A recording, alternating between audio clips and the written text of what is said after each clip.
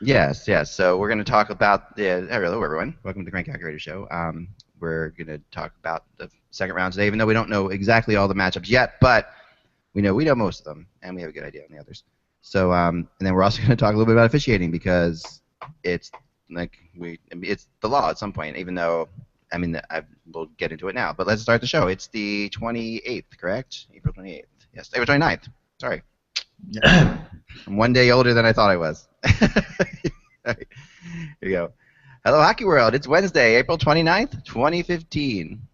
I'm Kevin Allen of USA Today Sports. And I'm Eric Duhacek of the Globe and Mail, Canada's national newspaper.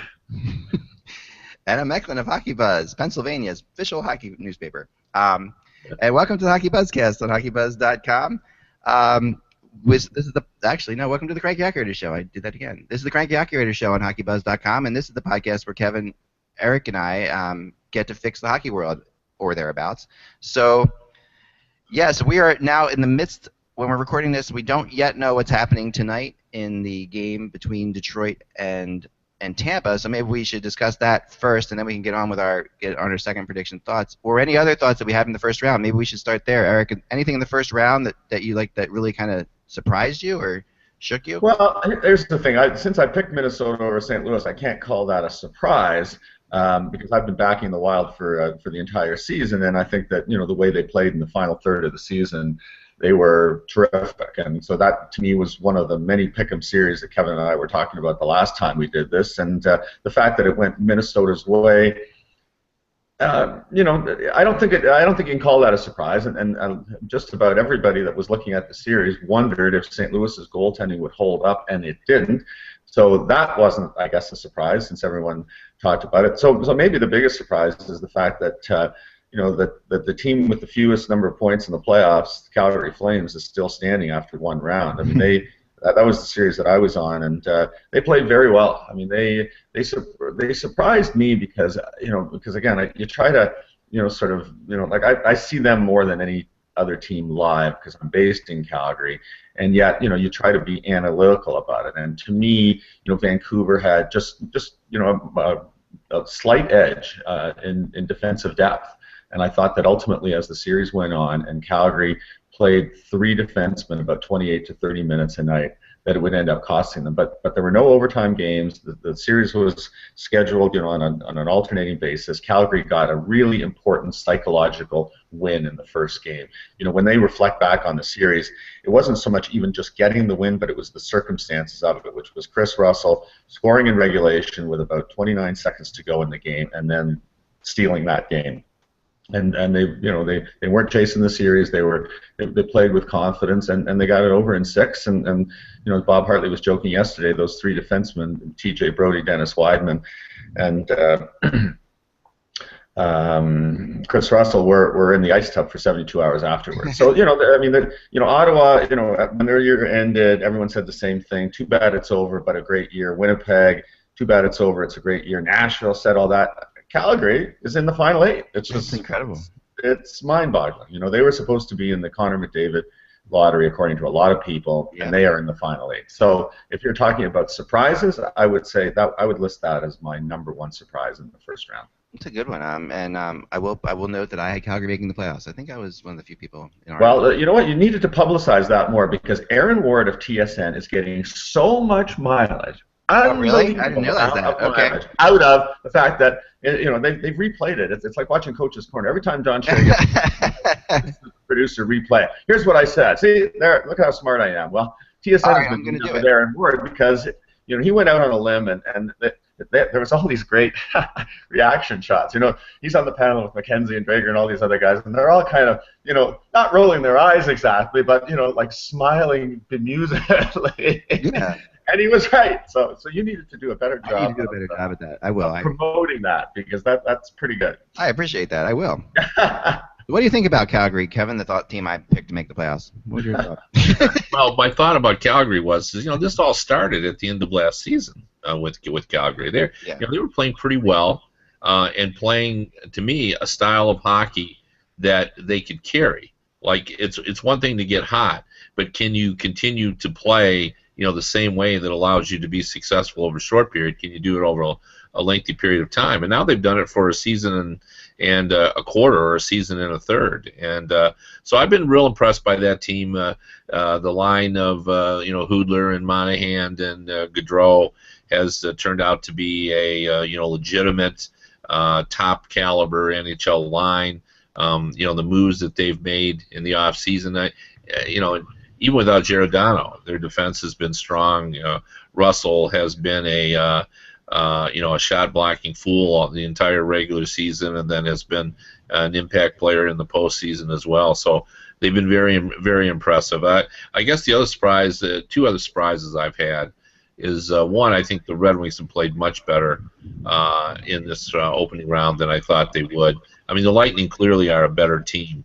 They have more skill, they have more quickness, they're more dynamic. But the Red Wings have given them all that they could have hoped for. I think the Lightning were the better team in games 1 and 2, even though the Red Wings won the first game because of Mrazek's goaltending. But in 3, 4, and 5, the Red Wings were the better team, and they played a very convincing all-around style, and sort of clogged up the neutral zone, made it difficult. And then Game 6, I think the Tampa Bay Lightning, remembered why they led the NHL in scoring, and found ways to get through the neutral zone. It was almost like they discovered kind of a secret passage to get through, and then suddenly they were everywhere in the offensive zone, and they looked a lot more like the Lightning. I mean, I was asking questions in the locker room, and I said to Tyler Johnson, I said, you guys, scored lightning goals, and I think he understood completely what I was talking about. I mean, they were skilled goals, speed goals, off the rush, making shots high in the upper corners, and suddenly look good. I don't know what's going to happen this evening because Game 7s, as we all know, are hard to predict. But I would think it would be difficult for the Red Wings to win a third game in Tampa Bay against a team that won 32 home games this season. So we'll have to see. And then the other surprise, and I say it's a surprise because rarely does a coach is he able to follow exactly the script that he writes at the start of the season. And Barry Trotz told me that his goal was not to make the Capitals a better defensive team. It was to get them comfortable playing in close one-goal hockey games. Okay. And he felt from watching that team play last season, they were never comfortable in tight games. And he said, my objective is to get them comfortable playing in tight games. And anybody who watched that series against the Islanders and watched them late in the season knows that he absolutely achieved that objective. Like, that's the biggest change in the Capitals, is they got real comfortable in tight games. Like, they didn't feel that they had to go out and score 4 goals because they were probably going to give up, 3. I noticed the difference. I mean, they're just a different team now. Obviously, the personnel is different. They added Niskanen in the offseason. They added Orpik in the offseason. Getting Tim Gleason late added some more stability as well. But, there's just a different attitude on that team. And one other thing I was going to point out about the Predators as well, just on an individual basis, I was fascinated to see that Craig Smith had 33 shots on goal in that series. This guy's a pretty gifted player, and he gets a lot of scoring opportunities, and I think doesn't get enough credit for a skilled player as he is against a Chicago team that obviously has been around the block a little bit. Interesting. I agree with that. I mean, so moving into the second round, the biggest surprise to me has been Detroit, honestly. And just to finish that thought, I mean, Calgary, I felt like Calgary was, and the momentum was there that they could probably take on Vancouver. Although that series was the one I watched the least, I have to admit. But yeah, Detroit. I thought the Tampa team had a good shot at the final. I really did, and they still do. And honestly, if they get through this, they still have a good shot at the final. But I really felt like they were going to roll over Detroit and possibly roll over Montreal, and that they were going to could be a finalist, and was looking forward to going to Tampa and visiting friends. So we'll see what happens. But so second round now. Let's start out west with go to Calgary and Anaheim right away. This is got to be a fun series for you, Eric, and it's going to be it's 2 cities you travel to a lot, and this is going to be a fun series. Right. Well, the two big talking points going into the series are, one, Calgary hasn't won a regular season game at the Honda Center in 20 tries. Now, when you think about that, it is hard to lose 20 games in a row. I mean, we're talking Washington Generals territory, right? That's nuts. Like it's incredible. It is incredible that they've lost 20 in a row in the regular season, and they've only won since Anaheim came into the league. They've won 8 times there. So when Anaheim was a bad expansion team and wasn't winning a lot of games, they beat Calgary. And when Anaheim was an emerging team that that wasn't quite there, they beat Calgary. And when Anaheim got to be a good team, they beat Calgary. They just the Flames, the personnel that the Flames have had over the years, just for whatever reason, has not matched up well. And so, obviously players and coaches and everybody on the current edition of the team, they don't have to answer for losses in 2005 or 2008 or 2010 because they've essentially turned the team over. But they lost both games there again this year. And I think that it is in their heads until such time as they actually win a game. And I think that they're looking forward to that. I mean, they're really focused on this first game because they feel similar to the Vancouver series. If they can win the first game, if they can get up in the series, if they can get people to stop talking about the House of Horrors in Anaheim, that maybe they have a chance. And of course, the other part is that Calgary's starting goaltender is going to be Jonas Hiller. And last year, Hiller was part of a rotation. I mean, think about how many times you've seen 3 goalies play a playoff in the playoffs for a team. Usually, if you're using 3 goalies, things are not going your way. And so Anaheim had Hiller in there. They had Gibson in there. Gibson had some pretty good outings against the Los Angeles Kings, and they had Freddie Anderson. They never could settle it. I really thought that one of the reasons that Anaheim exited last year when they did was just because they weren't able to settle out the goaltending thing. So Hiller is a very genial, nice guy, and he's saying all of the right things. I mean, he's saying that he wants to beat his ex-team to prove them wrong, but he's not saying it in a confrontational, I'll show them kind of way. He's just saying it in that Jonas Hiller friendly. Yeah, of course you want to beat your old team, but it will be interesting to see because I think that that the Ducks know him and he knows them. And the one thing about Calgary right now is that Hiller played well in the Vancouver series, but he didn't finish the final game. He got a quick hook after they fell behind. Kerry Ramo came in.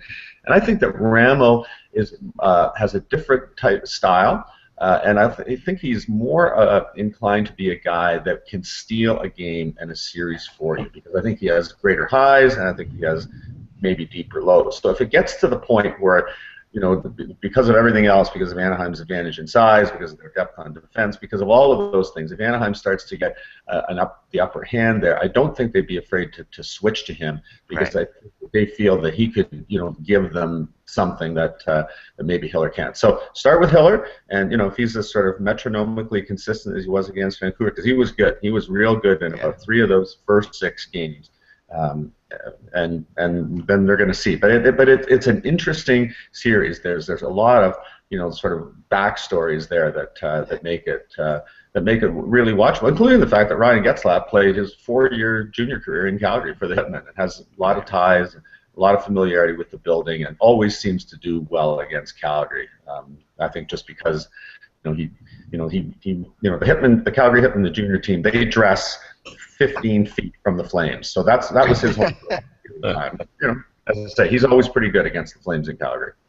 If we've learned nothing, then come on. If we've learned nothing from our years of, your years of covering hockey, and I've got only 10 years of covering hockey, but if we've learned nothing, it's that a team that loses 20 times in the regular season in a row in a building, going into that building, going against a team that just swept another team. Yeah.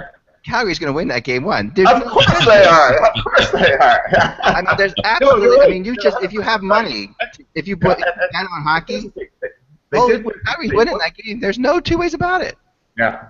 Well, and they did. They have won a playoff game, but in 2006, so think about it. Okay, Calgary gets to the final in 2004. There's no hockey in 2005 because of the lockout. 2006, the Calgary still has a real good team.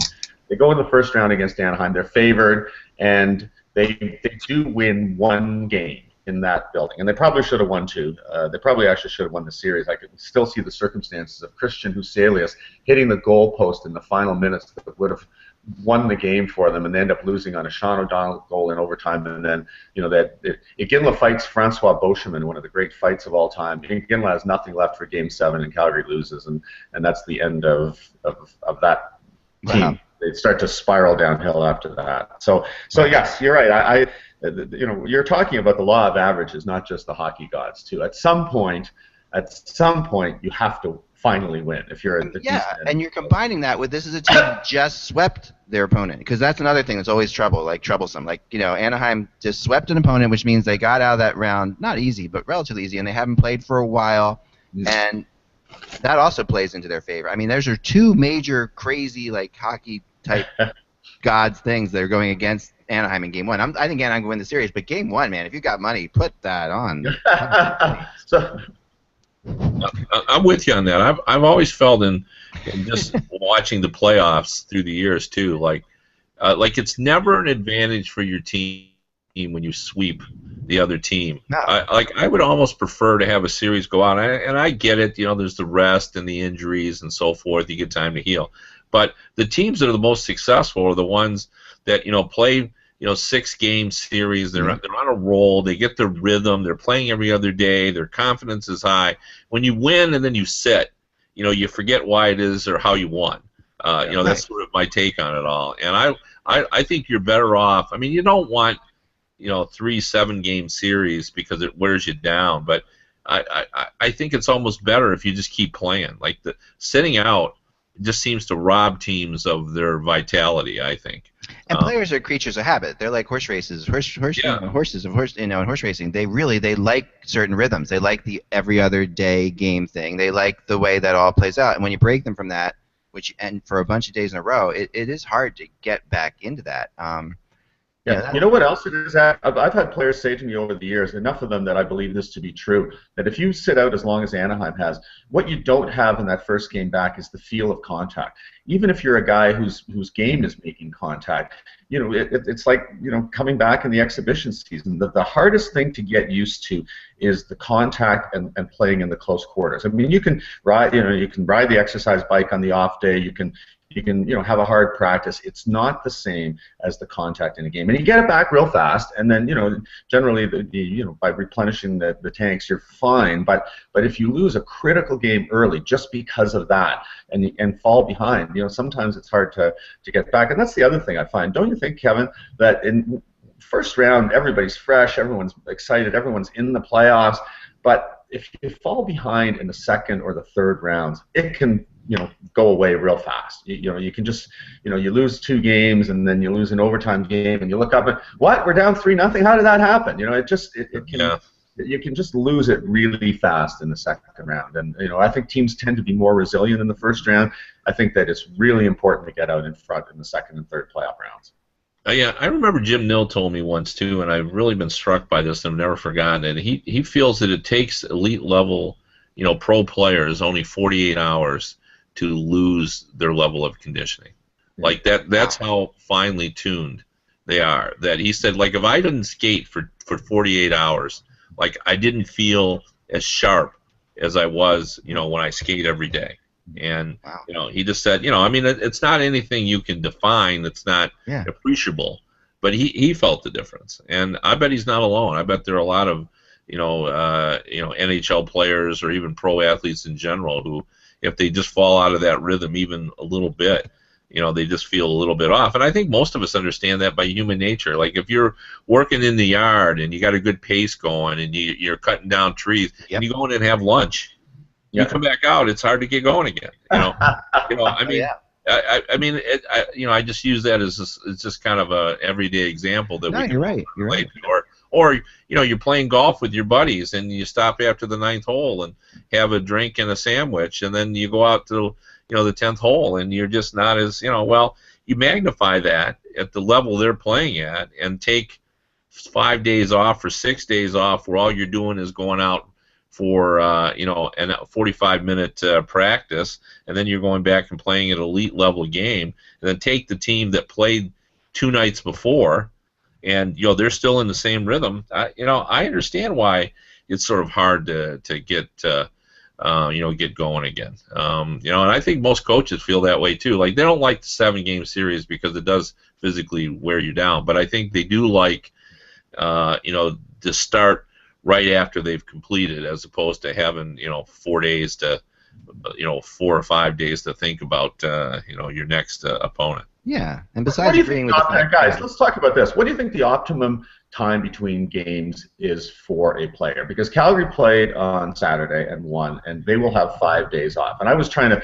pitch this, that 5 days, especially since they have overused 3 defensemen, that for those 3 defensemen, the 5 days off is the right number. 4 would be better. And 3 might be the optimum number. But Anaheim, not only has Anaheim been off 9 days, but if you look at Anaheim's schedule, I think they only played like 4 times in the last 12 games of the regular season. That team has played very little hockey in the last little while. So it's the old rest versus rust thing. I'd like to be able to quantify it. I mean, we're in an era of advanced stats. I would like to see somebody find out what the optimum number is that maximizes performance in the next round. I'm going to guess really good 4. I'm going to guess 4, but that has nothing to do with anything other than a hunch. Mine too. It's just a hunch, but I would say it's 3, just because you're sore the next day, so you got to eliminate that day, and then you get your proper rest on day 2. Yeah, I think I'd go with 3 on that. 4 now, all of a sudden you're starting to feel like, why am I not out there? Your body's starting to go, well, wait a minute, something's not right. So yeah, I'm kind of with Kevin. I'm right between them. If there was such a thing as 3.5 days, I would take it. And you're saying an afternoon game would be ideal. Yeah, that would be ideal. Yeah. Because the idea of play, right? Because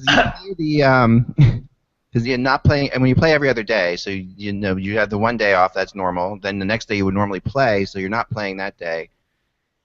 I think maybe it is 4.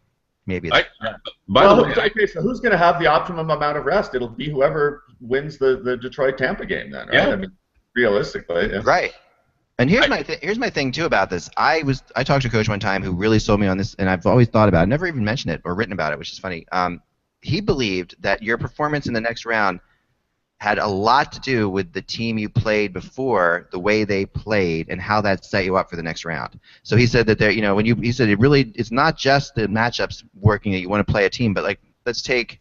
And I think the best example is the Chicago. Okay, so Chicago plays Nashville, and they play a certain kind of style, and now they go in to play Minnesota, who plays a very similar style to Nashville. So Chicago's already in that mode of playing that kind of hockey. And his argument would be that this benefits them by playing Minnesota. If they were playing Tampa in the next round, it would be a situation where now that's a totally different. And that he believed that it was better to have a team you played in the round before prepare you for the next round. Right. Interesting. Yeah. Yeah. Okay. So let's circle back to the Pacific Division. Yeah. In the first round you had Winnipeg and Anaheim, 2 heavy-hitting, big-bodied teams. And then you had Calgary, Vancouver, mostly skating, hard. I mean, it was a physical series, but only in the context of the fact that you had about 3 physical guys per team as opposed to 10 physical guys per team. So realistically, Calgary's not ready for Anaheim, but Anaheim's not ready for Calgary because neither of them had a similar opponent in the last round. Right. So then what happens when neither team is prepared? Well, is it easier? Basically, what you're saying is it easier to go from a team that hits, to a team that skates versus going from a team that skates to a team that hits. Right. Yeah. So, what do you think is easier, Kevin? I personally, I don't know. What do you think, Kev? I think it's harder to prepare for a team that hits, just because you're just not accustomed to that. And the size is such a big issue, and I always have this discussion with fans about this too. When people think of size, fans, they automatically think of physical play. Like the reason that size is a problem is because those big players are going to hit you and going to wear you down. But I always try to remind them that it's actually the weight. A heavy team actually causes you weariness even if they don't hit you because you have to move them out of the way. And you're moving all that extra weight. And a lot of times fans don't consider that, that they say, well, it's a big team, but, they're not all that physical. Yeah, but they're still big, and you've got to move them. And these are elite athletes. Yeah, so just the amount of weight just causes you to exert more energy, and it causes you to to grow weary. I mean, that's part of the deal of why the Kings, in my opinion, were so successful in the postseason. Not only were they big or not only were they physical, but they were big, and you had to move them out in front of the net, and when you went in the corners, they were big with you, and you had to try to get by them, and heavy makes a difference. Yeah, that does. And I'm going to let Eric be the tiebreaker because I'm going to say the opposite, Kevin, than what you just said. I think it's harder to go. I think this is a harder situation for Anaheim to go to than Calgary, and this is why. Teams like Anaheim that play that kind of style, they actually are kind of woken up. The whole thing, you never hit Eric Lindros or he'll become a monster. Teams like Anaheim are woken up by teams like Winnipeg. They get onto their game by being hit. Where if they're getting into a skating battle, the intensity level, it's hard for them to pull that intensity level up again. It's a different game, and they've if you don't hit, like Lindros used to skate. I watched him a ton, so I use him as an example because he was the perfect example. He would skate around, he would float around the ice a lot of times, but if Scott Stevens would nail him in the corner, Lindros would then go on and put 4 goals by Marty Brodeur. You could not wake up Lindros, and that was the whole thing. Never wake him up. And is there anything? So where are you, Eric, on this argument? Well, I don't know. I think there's validity in both points because if you look at Kessler and if you look at Perry, who are the two key guys as far as Calgary is concerned in the series. Kessler because he's new to Anaheim, he gives them a dimension that they didn't have in last year's playoffs. Perry because he's just an immovable force in the crease. I was talking to T.J. Brody and Dennis Weidman about how you front guys like that, and actually, Brody made the point. Sometimes you try not to engage. You just try to get position and use your stick and your quickness to break up plays. And so I think that that Kessler is the thorn in the side of an awful lot of guys in the National Hockey League, and you could tell he was motivated against Winnipeg. Calgary is just, the words of praise are just gushing out. Bob Hartley's been, on fire. If hockey coaching doesn't work out for Bob Hartley, he's got a future in stand-up comedy. And so I don't know. I'm kind of on the fence. I guess the answer is going to be let's see how it plays out because. Deep down, I think the Flames believe they have a chance.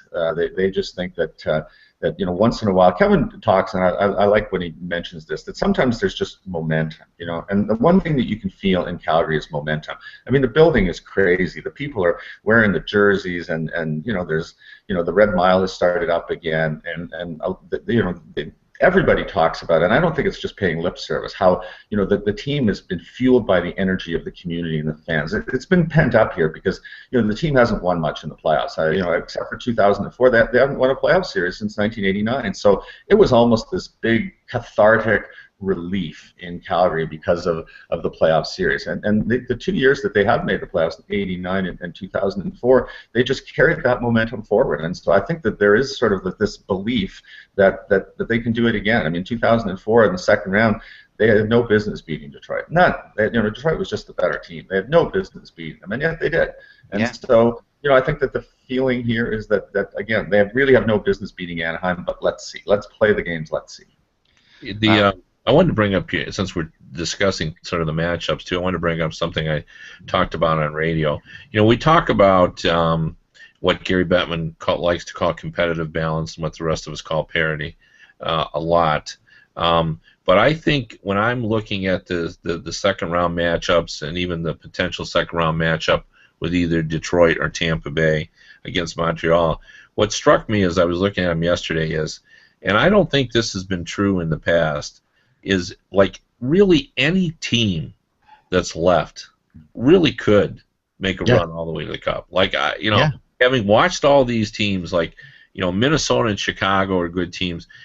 Calgary probably is on the borderline, but the way they've played now for a year and a half and their style of play, with their ability to shot block and to play. That ultra competitive style and to come from behind, like all of these teams now, all have a shot. There's a lot of sameness to this field now. I think these last 3 rounds could just be incredible. I think we could see some incredible series, and whoever plays Montreal, they've got the best goalie and the MVP and Carey Price, but they're 23rd or 24th, I think, were in the regular season in scoring. Detroit or Tampa Bay. Tampa Bay I think would be favored over them, and Detroit I think has a shot to beat them. So, I just think these last 3 rounds are really going to be top notch, just because it's just hard to pick them. Like every series seems like a pick 'em series to me. Oh, it really does. And I completely agree with. I mean, Calgary has that sense of team of destiny thing going on. Yeah, It's different. And they're the one. And Detroit will have that too if they win. You'll have that same kind of feeling. The other teams, though, they're all sort of expected to be there. There's that big thing that I think this makes the second round different than the first round is that the first round is where teams really have to win. Every team seems to go into the year saying we've got to win a round in the playoffs. There's so much focus put on that. But once you win a round in the playoffs, your coach is pretty safe. Everybody's all right now. You're going to be okay. And then it gets down to it. It's way harder to upset a team after the first round of the playoffs. I always felt that's when in the first round there's so much more emotion in the first round. It feels like the only sadness about going from the first round to the second round, and I'm speaking of America only because it is certainly not true in Canada, is that our fan interest pyramid is upside down in the NHL in the USA. When you're talking about the NFL, you start out with the first rounds of the playoffs, and I'm talking general interest. There's a little bit of interest, and then as we move to the Super Bowl, it branches out, and there's incredible interest in the Super Bowl. And the same, to a lesser extent, but mostly is true in baseball as well. When you get to the World Series, there are people who don't care a lot about the early playoff games, but casual fans will tune in. To me, the most interest in the NHL in America is in that first round. Yeah. You've got 16 teams involved, 8 series. The fans in all 16 cities are interested in what's going around elsewhere because they might be able to play those teams. And there's a lot of interest in but we tend to lose fans as we go along. Cities bail out and they don't watch the rest of the playoffs. And some come back for the finals, but not as many. And that's always disappointing to me because I think in the first round, to me, it's just always fun. There's a lot of scoreboard watching, what's happening tonight. Everybody's paying attention, and then we lose teams, and then in the USA we seem to lose interest. Now, as I said, that's obviously not true in Eric's homeland, where there's considerable interest now, then, the future, tomorrow, yes. Oh, yeah. I mean, you can talk 24 hours, 24/7, 365 in Canada. But you're right, down here, I feel that pressure, particularly as a writer who's basically known, as a hockey rumor guy, right? So right now, as a hockey writer, I feel, I really want to cover these playoff series going on. But my fan base now, besides 8 teams, so wants to talk about possible trades at the draft. That's all they want me to write about. They want me to talk about the draft, So, and there's no real rumors out there right now, so it's a tricky spot to be in. But there's far more attention. I mean, most of the fan bases now have gone past it, and the draft is only a few months away. It's close, so it's this whole thing of if we were this close to the trade deadline. I got a letter. If we were this close to the trade deadline, you'd be writing rumors all the time. And I'm like, yeah, but it's different because of where we are now. Yeah. Well, you got the coaching carousel though, which is and the coaching carousel. People want to talk about that, right? So that's a big thing right now. So let's go to and to me, there's a couple. I do think that there's a lack. I don't know what you guys think. A lack of superstar quality beyond Chicago left in the playoffs. There's a certain amount of Chicago has that, but I don't know. Maybe I'm wrong. I mean, there's obviously Montreal, and Carey Price is a superstar, and PK Subban's a superstar. Yeah, Stamkos is still around. That's true. But it feels, got slapped from Perry. Maybe I'll take that back. It just feels a little bit different. It feels like I don't. But like you said, Ovechkin's still here. Yeah, that's true. The first round of the playoffs is the first round is 8 series, and the rest of the playoffs is 7. That's like the crazy thing. So we play more playoff games in the first round than we'll play in the rest of the rounds. Yeah. So that's always tough. Speaking of superstars, can I drop a name that will guarantee us to get better ratings on this podcast? Go ahead. And I want to talk about Sidney Crosby. Dun-dun-dun. The reason I want to bring him up is I saw the headline on TSN today where he said, "It never gets old playing for your country." And I have interest. I can't cover them. I mean, I do sort of cover them by phone at the World Championships. But I really enjoy them. I like reading about them. I like to know what's going on over there. It doesn't have the same element of interest as the NHL, but I'm always disappointed of North Americans. It's not true in Europe, but North Americans are reluctant to go over and play. And I've had this conversation with players when I say, if I was a player, I would want to go. If my season was over and I had a chance to go play, in an international competition for the World Championship, like, you couldn't get me over there fast enough. And they always say, well, it's a long season, all that. And I said, yeah, but like, if you told me if the World Championships were held after the Stanley Cup final, and you said to me, well, you got a chance to go cover the World Championships in Prague, which is a beautiful city. Even though I'm worn out from covering the playoffs, like, I'd go in a minute. I mean, I wouldn't even hesitate. And to me, that's the same in terms of weariness. So I really don't understand why more players, don't answer the call to do that. So it's really refreshing that a guy like Crosby, who has every reason in the world not to go, says, yeah, I'm in. I'm going over. I'm going to play for Team Canada. And, the next time, you give a call to an American superstar who, says, well, I've had a long season. I hope they remember that, Crosby went over and played for his country. And I know Gretzky did it 1 year, went over. And there have been some stars, but for the most part, we see mid-range players go over and play, and it's refreshing to see a top player say, hey, I'm just going to do it. I like playing hockey, and go over there. Definitely good for ratings on television for this series. I mean, he's going to make that a lot more watched for sure, and I agree, it is refreshing.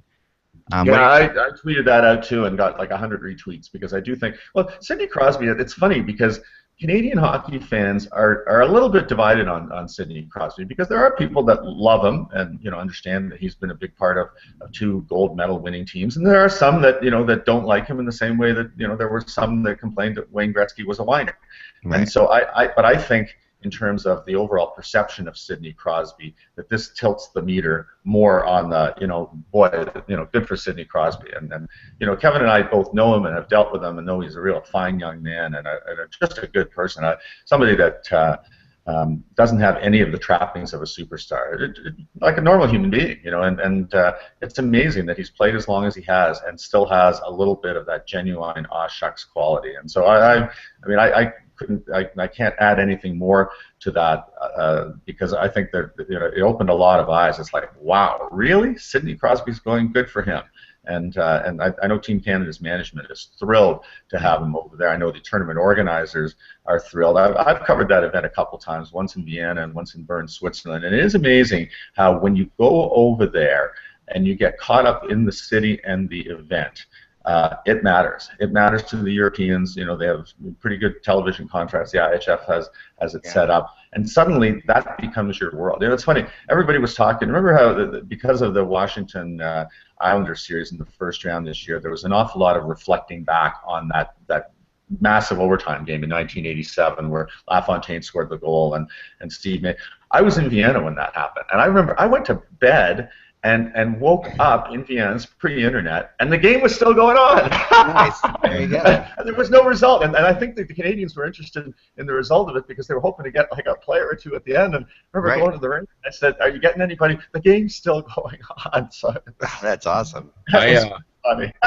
One of my favorite hockey experiences is covering the World Championships during the lockout, where it was just a great NHL tournament. In fact, Rick Nash was so dominant there that I was pretty sure that the following season he was going to come back and win the scoring title. Like, he was as good in a tournament as any player I've ever seen in that tournament. And it was just a fantastic experience for me, and I thoroughly enjoyed it. But I had like one memorable moment about the perception of Americans in foreign countries. Actually, I had two moments, but the one I remember most was so comical was I was in a bus, and I was staying. This was in Innsbruck, and I was staying at a ski resort up the mountainside, and that's just where I found a hotel, and they took us down in a bus every day, and there was a Canadian writer on there with me, and a lot of fans, and they were from Finland, and they had enjoyed themselves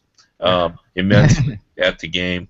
And they had, I think, had enjoyed themselves before they went to the game, and were still enjoying themselves when they climbed on the bus. And I was sitting in the back. It was a sort of a van, and there was like 3 of us crammed in the seat in the middle, and they were talking to the Canadian journalist who was in the front seat, and they were carrying on, and they were talking about the game. And the guy sort of realized I was sitting there not in the conversation. He turned to me and he said, "Are you a Canadian as well?" And I said, "No, I'm an American." And he said, "It's not your fault." It's one of my all-time favorite awesome. moments, and I thought really kind of really spoke to the perception of America, and you know. But anyway, That's the World awesome. I love that story. We have Julie over there right now. Julie Robenheimer's over at the World Championships for Hockey Buzz, so it's pretty cool. And she's loving it. So, and she's covering mainly the American team, but she's going to get some Canadian games in hopefully too as well as it goes along. But you know what ends up happening at the World Championships? An awful lot of Todd McClellan is going to go in and coach, and he, he's looking for a new NHL opportunity. And most coaches that you talk to that go over there love the opportunity to be in the dressing room with players from other teams. Because most coaches believe that knowledge is power, and that you really can't get to know. Like you can watch a player, you can scout a player, you can make background checks on players, you can talk to people in your circle that might have come across the player, but there is nothing that replaces being in a dressing room with the players to be able to figure out what the dynamic is with other players, whether you can count on them, whether you like them, whether you don't. And an awful lot of coaches that have gone over to coach in the World Championships have spoken after the fact about what a valuable experience it is, because sometimes, especially if you're a longtime coach with a certain team, you don't have that perspective, you don't see the Eastern Conference teams as much. So I think for Todd McClellan having a chance to coach Sidney Crosby, Jake Muzzin, and all of the guys that are going over there is something that he wants to do professionally. You never have a problem recruiting coaches, to Kevin's point. You do sometimes have a problem with the players because they are tired and they are, they're just kind of fed up. They're ready to go to the lake. But coaches and managers, boy, those guys, they, a lot of them, the teams, will send their senior people over to watch the World Championships. If you have a chance to be part of the inner circle, that's, if you're going to go anyway, why not be the coach? Why not be the manager or the assistant general manager, be part of the official family, and really get to learn about the depths and the breadth of all of these players. They love it. They think it's a really valuable experience. Do a lot of players bring their wives over there? I always wondered this. Oh yeah, that's part of it. It's like a vacation. I mean, you're allowed to bring your families over, but speaking of benefits for players, when you compete in the World Cup or the Olympics, you see the same players. It's the Crosbys, the Tavareses, the Getzlaffs. So all those guys. Like, they're all part of that superstar fraternity. But the World Championships has a uniqueness to it because it is the mid-level players that go. And the best example of how it sort of changes perspectives, Kurt Maltby and Chris Draper, were not among the most well-loved players in the NHL when they played. Maltby was, played on the edge of the rule book, and Draper could be a little mouthy, and they just weren't appreciated as competitors. And a guy that disliked them a lot was Shane Doan, but they played together on Team Canada over there. And all 3 of those guys, and I remember doing a story on it. They became just such great friends. I believe they might have won the World Championship. Maybe Eric can help me on that. But I think so. Yeah, I think they did. I think they won the World Championship. But it really altered their perspectives about each other. I remember talking to Doan. He said, I just really dislike those guys, and then suddenly I'm sitting in the dressing room and I found that they're really just enjoyable guys, and we've become friends. So it's really a great benefit for players to go over there and you get used to a different coach. You get to see them, but you get to see guys that you play against. And last night, by the way, and I think this is, I don't know if it got a lot of publicity, but Austin Matthews, who's from Arizona, who's going to be a top pick, maybe even number 1, but certainly in the top 4 or 5, played for the U.S. under-18 team that was over, and then joined the men's national team and played a pre-tournament game last night and scored a goal. Wow. So he scored a goal in a pre-tournament game. I don't know who it was against, actually. But, then flying home to Arizona. So, what an experience for him. Like, he's not even eligible for the draft till next year, and he's already scored a goal in a pre-tournament championship game. And by the way, for those people who remember Keith quote Walt Kachuk, his son played for the U18 team, and I just talked to a scout who just said he was just phenomenal over there. And actually, what he liked best about him is that Walt's kid can play any way you want to play. You want to play a physical game, he's first in line. You want to play a skilled finesse game, he can do that. You want to play a defensive, tight checking, gritty game, he's all about that as well. He's a very versatile forward who has a lot of skill, a lot of heart, and he's predicting he'll be in the top 5 as well. Donnie Granado, I just talked to recently, is all about him too. He said the same thing. He said, and John Granado works with the U.S. team, the under 18, and he said both those kids are ridiculous. He thinks both will be in the top 2 or 3. He really felt, and we got to see him a little bit, but he sent me some video of them, and they're just amazing. They are both amazing players. So, and it is a heck of an experience to get to play with the big guys. Austin Matthews, he looked like the real deal even in the little bit of time he got in the World Juniors. I thought, he didn't play as much as I would have liked to him to play it. I thought they should have played him more because every time he got out there, he looked very impressive. But I know he's a year younger than all those other guys. But he had that Connor McDavid thing to him. Like to me, he very very very fluid, very smooth. Really good passer. So that was something. But let's we're almost out of time. We got to talk about the other 3 rounds of the playoffs, the 3 series of the playoffs. But we'll talk about that real fast because this is what the Cranky Hockey Writers Show is all about. To me, it's all about getting these 2 guys together and telling stories. So I never will stop that from happening. This other stuff we just have to do to call it an actual hockey show, I guess. All right, so let's get into Chicago and Minnesota for a second. I am all about the Wild now. And I'll just throw that out there. I think the Wild, and I know it was interesting. You guys got me on Nashville and Chicago, and I got you on Montreal, Ottawa. But I am all about the Wild because I really think that what we saw Chicago do, and I'm kind of going against what I said before. I play against Nashville, and I think the Wild is it does the same thing as Nashville, but it's a better team right now, and has more depth. I think the Wild are taking this, and I'm going to say it's going to go by in 6 games. That's my theory. So, Kevin, you want to start? Sure. It's trendy right now. Everybody's aboard the Wild Express, and Don't call me trendy, Kevin. Yeah, it's trendy. No one ever will. No, that's true. That's very true. But anyway, and they've been the best team for a long time, and their goaltending did come through for them. But saying all that, the Blackhawks have won 61 playoff games in the last 6 seasons. The Wild have been impressive since January. The Blackhawks have been impressive for 6 years. Yeah. I'm going with the Blackhawks. Everybody's picking the Wild, and I like the Wild. And if the Wild win this series, they might just win the cup. Yeah. But I'm going with the Blackhawks. Yeah.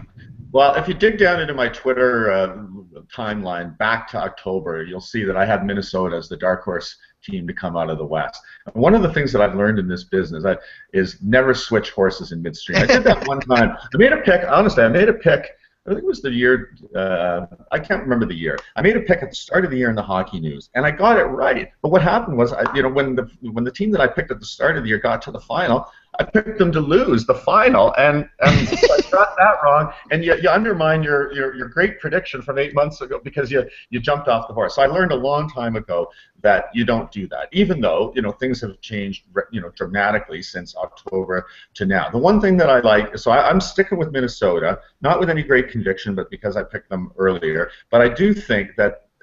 Think about where we were in January, and Minnesota was still trying to sort out its goaltending, and Chicago had a Stanley Cup proven goaltender in net. And if you had said, if there's a goaltending question in this series, obviously the question is going to be on Minnesota. That's a good one. The story has been completely turned on its head. Yeah. So suddenly no one is questioning the Minnesota goaltender. You know who it is. He has been critical in terms of this turnaround. And in Chicago, I like Corey Crawford more than a lot of people do, but whenever you get 2 bad games like you did from him, and you have to switch away, and then Darling looks a little vulnerable, but you don't know. I think Chicago's goaltending is going to be fine, and I think that's the one edge on paper that Minnesota has is just because Dubnyk is playing as well as he is right now.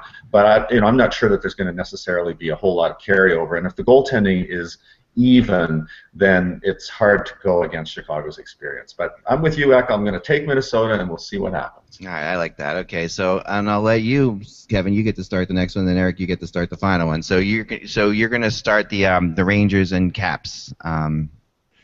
Yeah. Well, I've been real impressed with the Caps, but I like the Rangers to get to the final again. I think they're a superior team to the one that reached the final last year, and to me, it's about their defense. With Kevin Kline coming back now, it's Girardi, McDonough,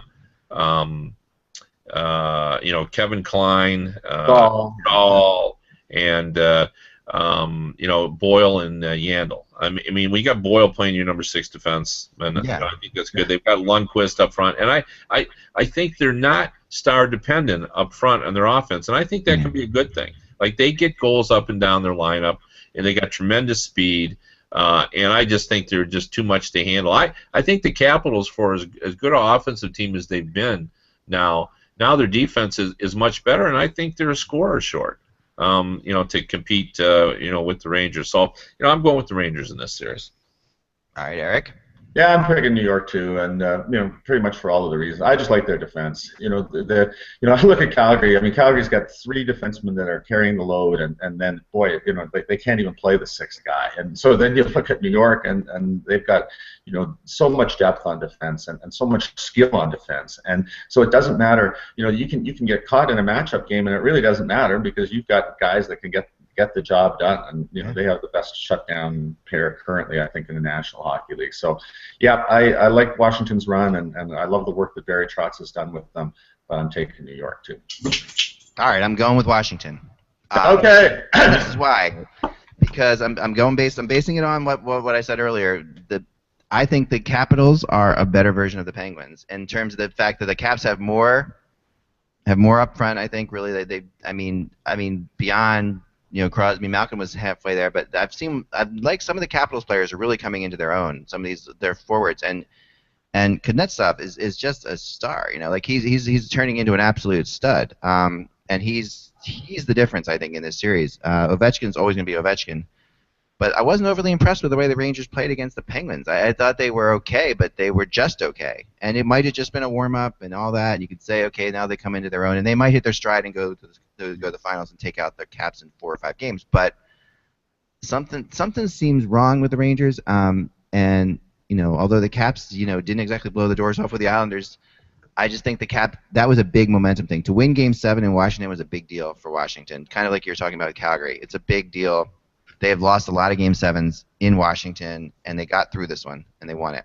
And I think they're going to ride that momentum. So most teams that win championships don't have their best series in the first round. They just build, and that's the one thing that New York has. Okay, that's interesting. You're right that they weren't great against the Penguins, that, most of us thought that Pittsburgh would be an easy out. I think that's the term you used, Kevin. I kept quoting you over and over again. Yeah. They turned out to be not an easy out, but they were an out, and New York was good enough to get past them. And I think that they will see that series as a building block to get better as the playoffs go along. Right, exactly. Now, in the final series, Eric, you have 3 things you have to do. You have to say Montreal versus Detroit, Montreal versus Tampa, or Montreal versus a combination of Detroit and Tampa. And who would win Tampa and Detroit? Okay.